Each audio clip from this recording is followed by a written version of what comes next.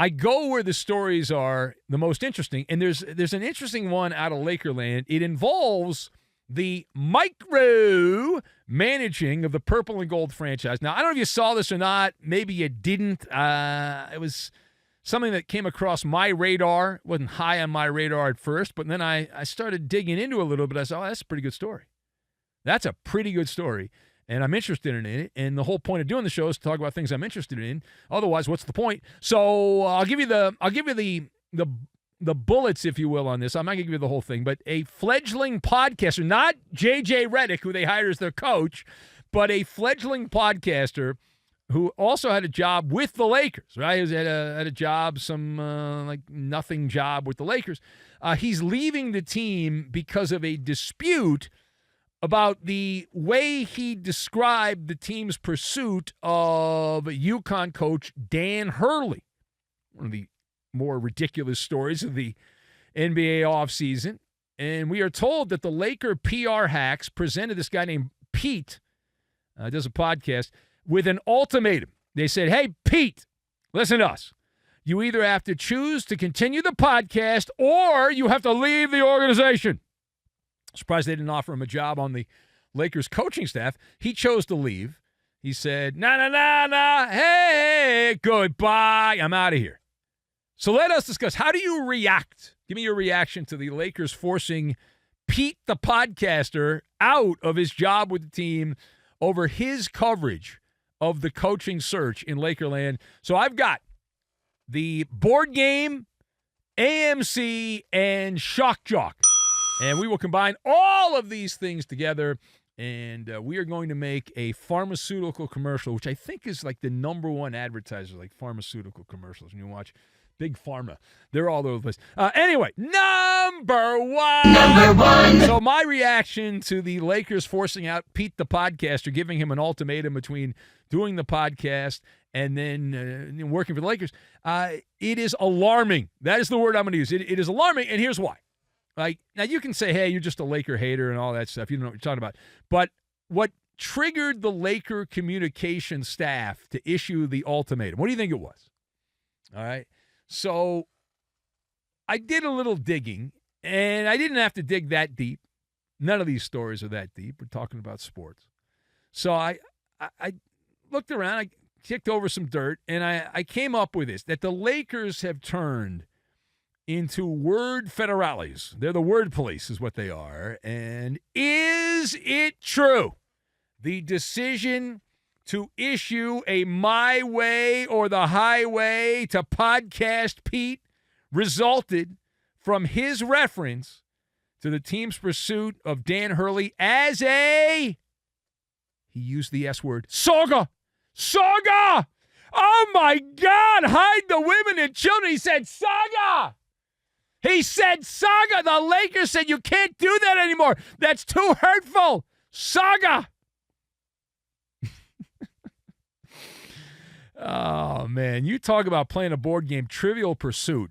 Really? That's what you're upset about? Now, I looked up the definition, the Merriam-Webster dictionary, the definition of saga, a dramatic and often complicated story or series of events. Like trying to hire a guy who does not want to leave the East Coast and has a better job at Connecticut in terms of wins and losses than coaching the Lakers. Seriously. Lighten up, Francis, as the old movie line from years ago would go. Now, page 2. We head now to the boob tube. Not as cool as radio, but pays much better. So we're hearing that the NBA, who has been given paperwork from Turner Sports saying they are going to match the offer. But we are told that the NBA is going to reject TNT's offer to match the Amazon portion of the TV deal. So what happens next? Now, it's only a report at this part of the story. We're turning the pages as we go here. But we're in this chapter, and at this point, the reporting behind a paywall at the Old Gray Lady is that the NBA is going to block the attempt by TNT to keep Amazon out of the basketball television deal. So what happens next? So you turn to AMC, Better Call Saul. right? This becomes a legal drama. It becomes a legal drama. And without reading the contract, we're not privy to that, so we have to react based on what we assume is in there. And so the way the story looks, based on my years of legal experience, I've been practicing law here on the radio, and I did stay at a Holiday Inn Express not that long ago. But based on all that, TNT has a very winnable case, and here's why. Turner, if the contract reads the way it's been described, Turner has a contractual right to match the offer, which we're told they are doing. They're matching the offer. It sounds like the NBA would rather take out a machete and swashbuckle their way into bed with Amazon. They want to hang out in the Amazon, and what's going to end up happening? Who always wins these stories? Does TNT win? Does the NBA win? No. The lawyers win. Billable hours. Billable hours. They're going to haggle over words in the contract law. Was it a breach of contract by TNT? Did they not get the counteroffer in soon enough? Was it a breach of contract by the NBA? Inquiring minds would like to know.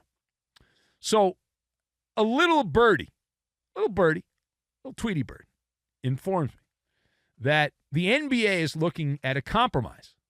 They would like to do a little side hustle, if you will. And so they're like, well, we've already got all the TV stuff figured out. NBC is going to be on board, and they're going to be part of this. And ESPN's still going to be there. So they got those two, and then they had Amazon. So they got 3 national broadcast partners. So the business part of this is interesting to me. So they know there's going to be a lawsuit, most likely from TNT, if they reject the TNT offer to match. So there's some noise going around. They're going to create a separate package just for TNT, so Charles Barkley can continue with Ernie Johnson, unless he retires, and Kenny Smith and Shaq, and continue that show. What they should do, the NBA, is just have them do the show. And who cares? Nobody watches the games. Regular season basketball is often unwatchable. So just have them do the show. And put it on, I don't know, NBC or whatever. Charles won't go there, and Ernie Johnson won't go there. Okay. But TNT does not, they don't really have anything. There's nothing there to me other than the sports. That's what I am. There's some great shows on there I don't know about, but there's also a conspiracy theory that TNT doesn't actually want to pay. They don't want to actually spend the money. And that they're just doing this knowing that the NBA doesn't really want to be in business with them anymore, and that they'll take a check. There'll be one of those giant, oversized cartoon checks like Alf the Alien Opiner writes, and then that they'll just go away. And they'll take the money and say, we tried, and then they'll make Adam Silver the bad guy. And he'll have, egg on his face. All right, now, stay tuned on that. Final point. We head now to Paris, where the Olympics are getting started this week. The Olympics actually start on Wednesday. The opening ceremonies aren't until Friday, but there are some events on Wednesday and Thursday of this week. And we learned that LeBron James, talked about this a little bit last hour, but we'll get into it now. LeBron James will be the Team USA flag bearer for the Paris Olympics opening ceremonies coming up on Friday. So how does this one strike you? Of all the athletes, all the American athletes, they chose LeBron James. So we'll get all the nonsense out of the way. It's obviously symbolic, right? Goes without saying. We all know that. We're all grown-ups here. It's symbolic. And I'm just not an opening night person. I'd like to get myself worked up into a tizzy over this story, but I'm not. I'm not at that point. I'm not. Some people are into it. I'm not so much. Pomp and circumstance. It's a big parade. I'm not a big parade guy. I feel like I've been to enough parades. I don't need parades. I'm fine with that. It's not really my appetite. Now, that said, right, it does make sense for a couple of reasons. And having the wisdom of the stars and the moon and the afterglow of the full moon, I can tell you exactly how LeBron James was handpicked to provide the American flag. Now, we're not sure whether he's going to kneel or not while he's walking around. He might just drop and take a knee when they play the anthem. That might be it. But here's the thing. All right, there are alternative motives at play. Right? There are ulterior motives and whatnot here. LeBron is a firebrand.